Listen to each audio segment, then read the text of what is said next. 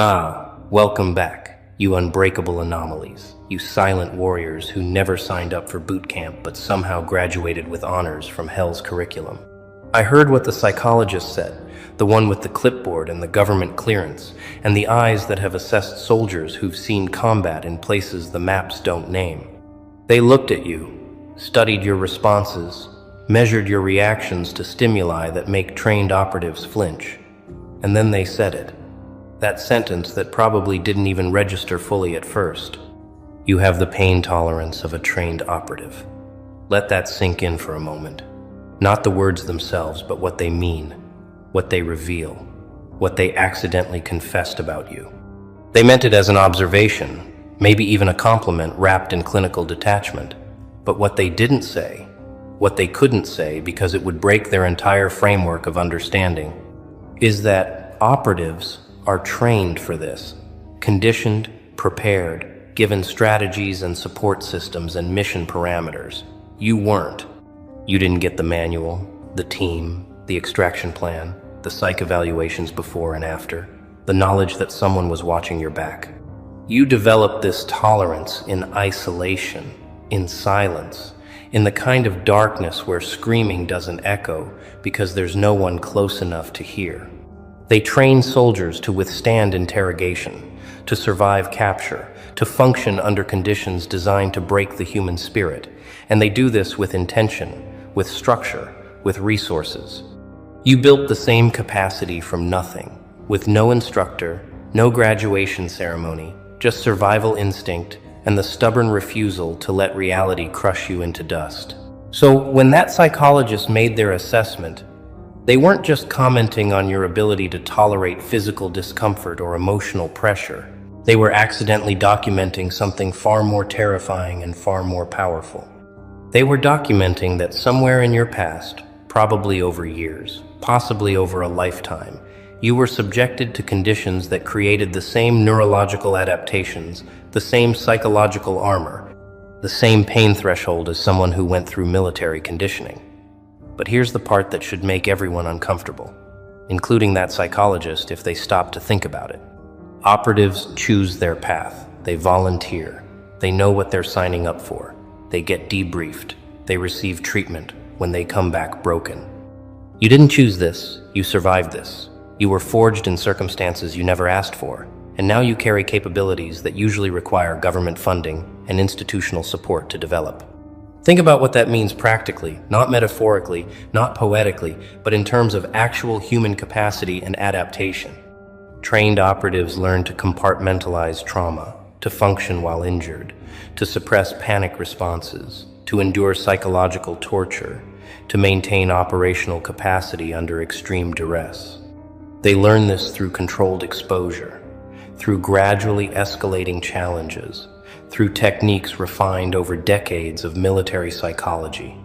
You learn this because Tuesday felt like a war zone, because your childhood was a minefield, because the people who were supposed to protect you became the threat, because survival meant developing skills that aren't supposed to exist outside of specialized training programs.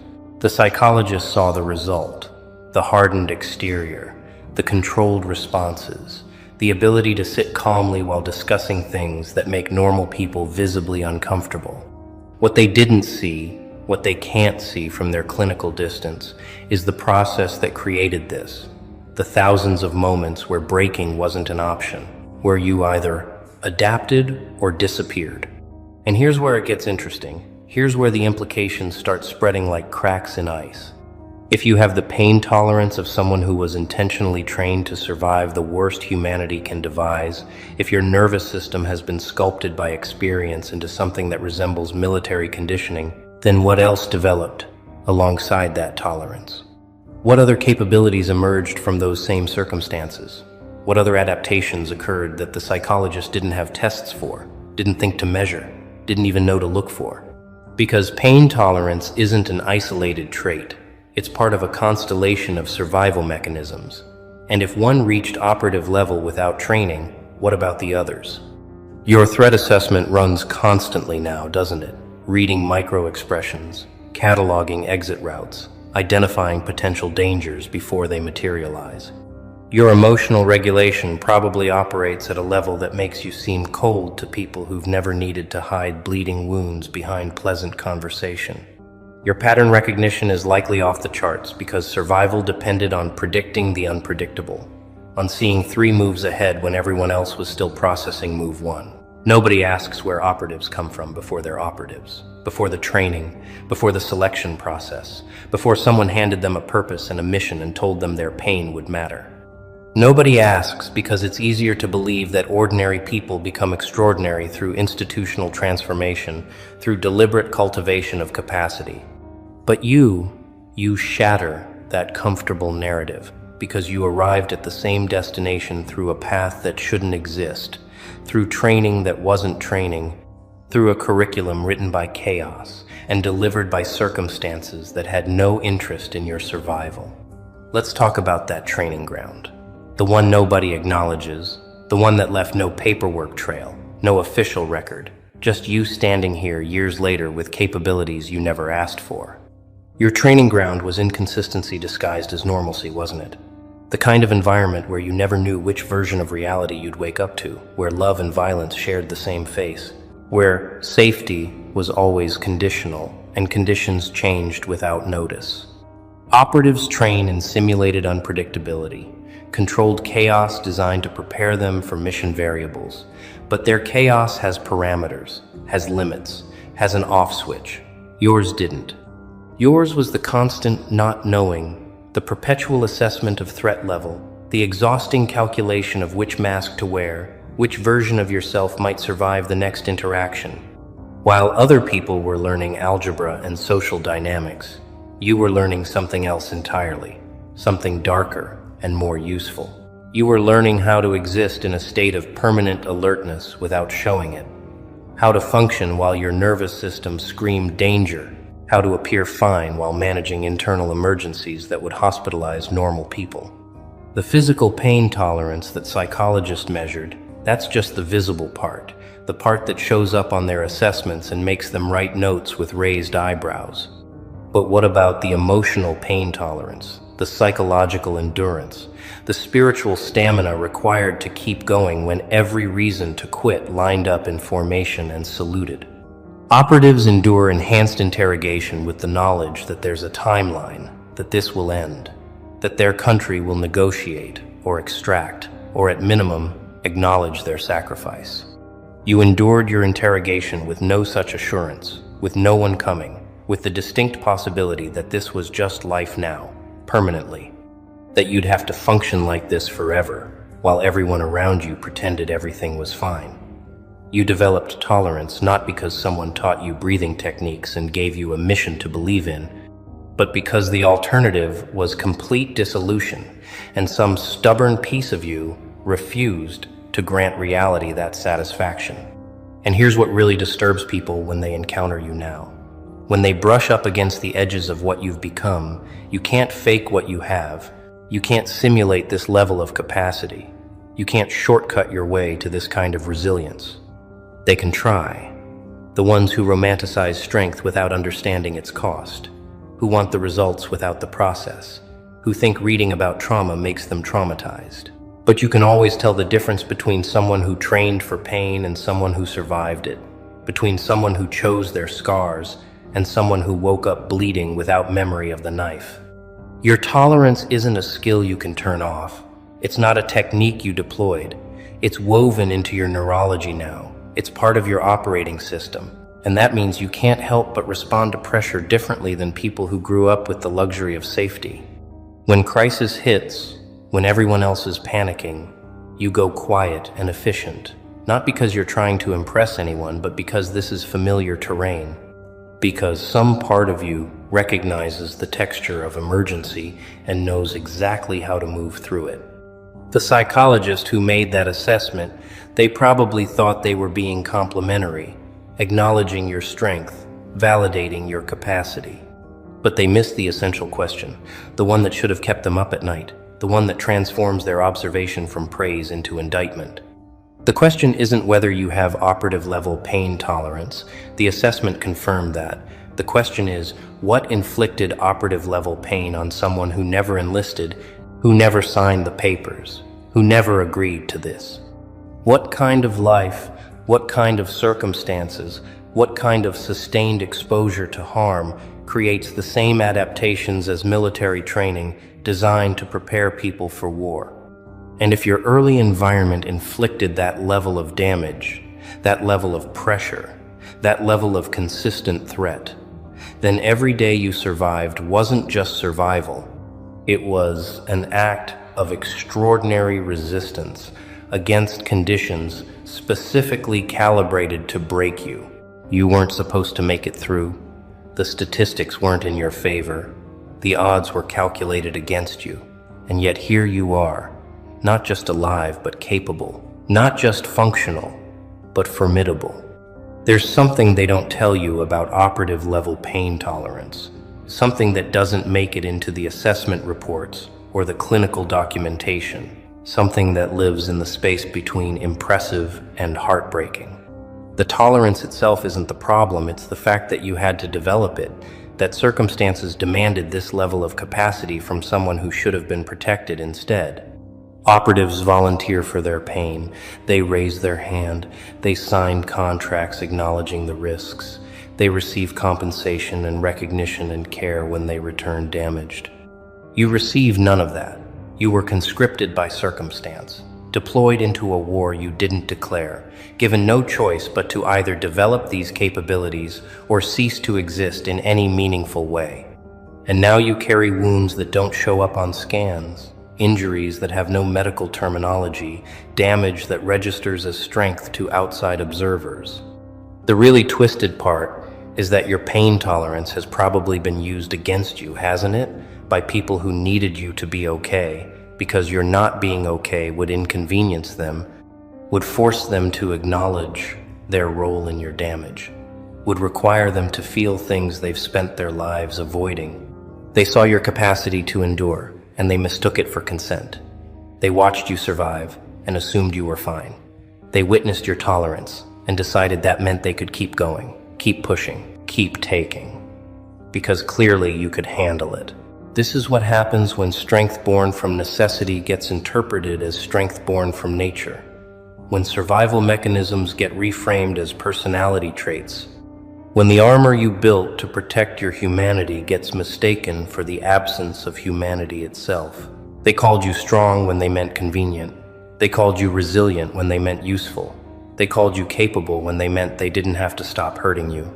But let's examine what operative level pain tolerance actually looks like in civilian life, in relationships, in everyday interactions, where this capacity becomes both advantage and curse. You probably don't complain much, do you?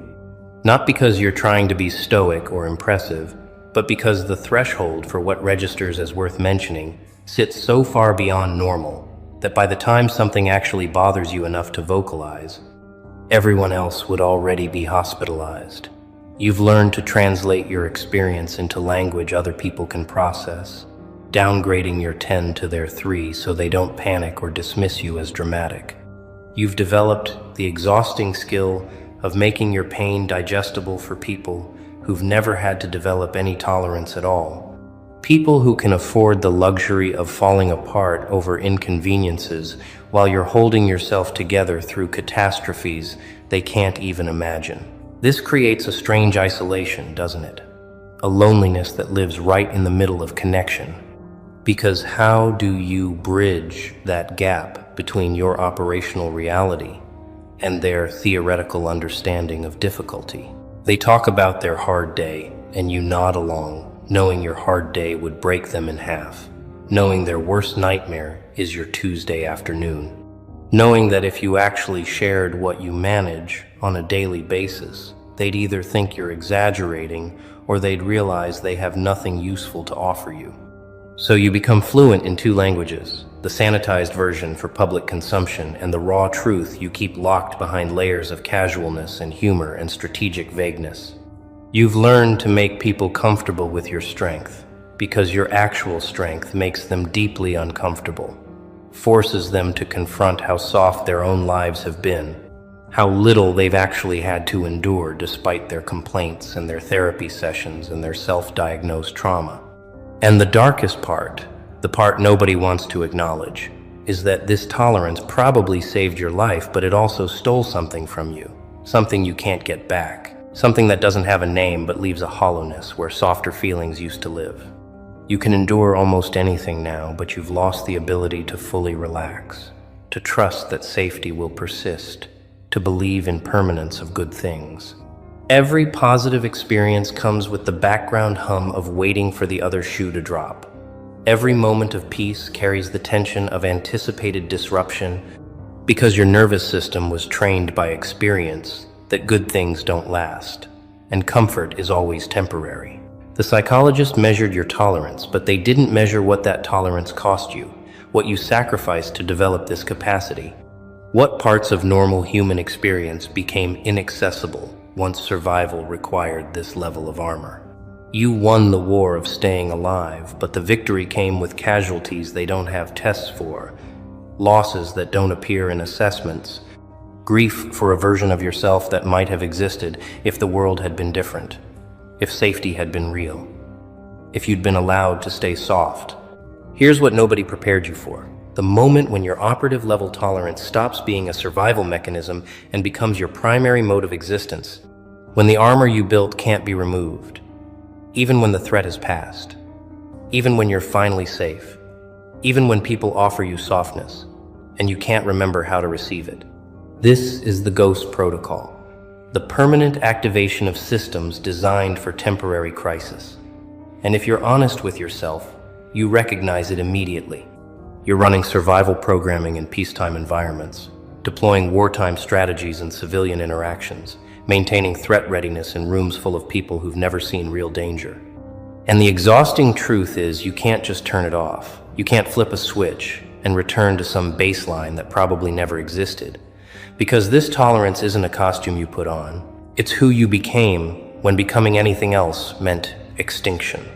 You've probably noticed how people react when they accidentally glimpse the real scope of what you carry, how quickly they retreat, how desperately they need to believe you're exaggerating or being dramatic or attention-seeking. Because the alternative, that you're telling the truth, that you actually lived through things that created this level of capacity, is too destabilizing for their comfortable worldview. They need you to be okay, not for your sake, but for theirs. They need your pain to be manageable, because unmanageable pain in someone who seems fine suggests that maybe fine is a very complicated word. That maybe people walk around every day carrying horrors that don't show, that maybe the person next to them in line at the coffee shop has survived things that would shatter their entire sense of reality. So they minimize, they redirect, they change the subject, they make jokes, they do anything to avoid sitting in the full weight of what you've endured and what you continue to endure, just to appear functional. But here's where it gets interesting, where the tragedy transforms into something else, something that looks almost like advantage if you squint at it from the right angle in the right light. Your tolerance didn't just make you capable of enduring pain, it made you capable of perceiving reality with a clarity that most people will never access. You see through performance immediately. You recognize manipulation before the manipulator finishes their opening line. You spot the fractures in facades that everyone else accepts as solid. This isn't cynicism, it's pattern recognition refined by necessity. It's threat assessment that learned to read invisible signals because visible ones came too late. You developed a kind of X-ray vision for authenticity, for genuine danger versus performed danger, for real connection versus transactional interaction. And this makes you simultaneously invaluable and unbearable to be around because you see what people desperately need to keep hidden. The Ghost Protocol means you move through the world differently now. You're present, but not entirely. You're engaged, but always maintaining exit strategies. You're connected, but never fully committed, because commitment requires vulnerability, and vulnerability requires trust, and trust requires a level of faith in persistent safety that your experience has systematically dismantled. People call this walls. They say you have barriers. They suggest you need to open up, but what they're really saying is that your appropriate risk assessment makes them uncomfortable, that your refusal to pretend everything is fine disrupts their need to believe everything is fine, that your operational awareness reminds them how asleep they are, You're not closed off. You're appropriately calibrated for a world that has repeatedly demonstrated its capacity for harm. You're just refusing to pretend that past patterns don't predict future probabilities. And let's address the elephant that follows you through every room, the question that hovers behind every interaction even if nobody speaks it aloud. If you have operative level tolerance, if you've survived operative level circumstances, what does that make you now? What category do you fit into? What box contains someone who was trained by trauma to operate at levels usually reserved for professional warriors? The uncomfortable answer is that you don't fit anywhere cleanly anymore. You're not quite civilian because civilians don't carry what you carry. But you're not quite anything else either because you never got the recognition, the structure, the community that comes with official designation. You're a ghost operative, trained by necessity, deployed by circumstance, operating without support or acknowledgement, completing missions that no one assigned, surviving operations that have no official name. You're proof that the human system can adapt to almost anything if survival depends on it. But you're also proof that such adaptation comes with costs that compound daily, that carrying this capacity in a world not designed for it creates friction that wears you down in ways that don't show on assessments.